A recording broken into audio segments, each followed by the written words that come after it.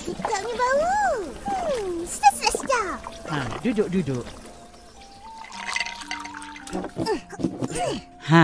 Macam mana buat bahulu tadi? Penat. Tapi seronok. Dapat banyak kuih bahulu. Iyo. Harus dah nak berbuka ni.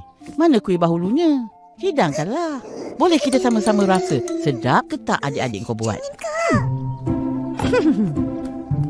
Ini Opah bahulunya.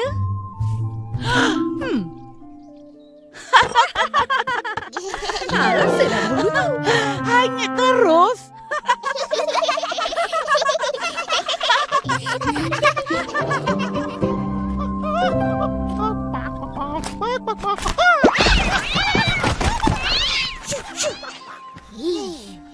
Ipin nak warna hijau? Nah. Aku punya dah nak siap. Yeay! Kak, kita orang nak keluar kejap? Keluar? Iya, nak hantar Kak Raya kat rumah kawan-kawan. Hai, tak ingat ke? Kan PKP. Mana boleh keluar?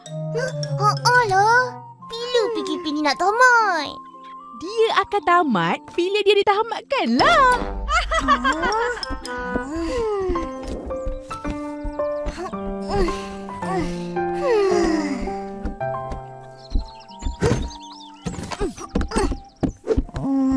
Kak, nak buat apa dengan kain ni?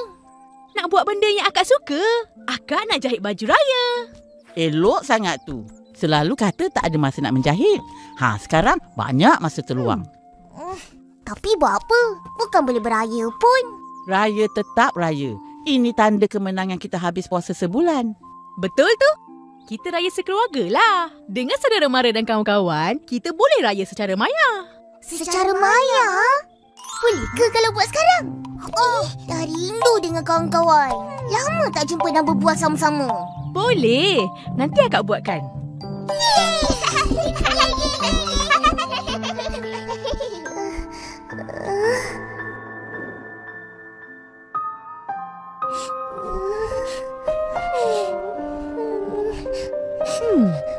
Kenapa ni?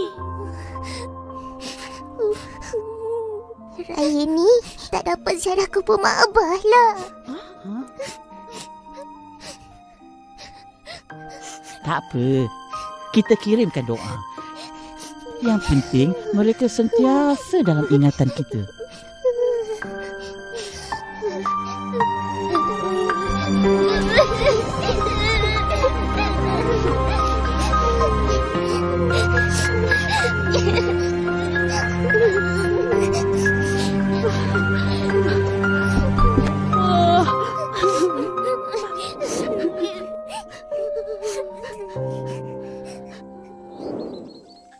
Sadaqallahul azim. Alhamdulillah. Bagus kau beli komputer tu. Dapat juga adik-adik kau mengaji. Senang juga untuk terus belajar, Opah.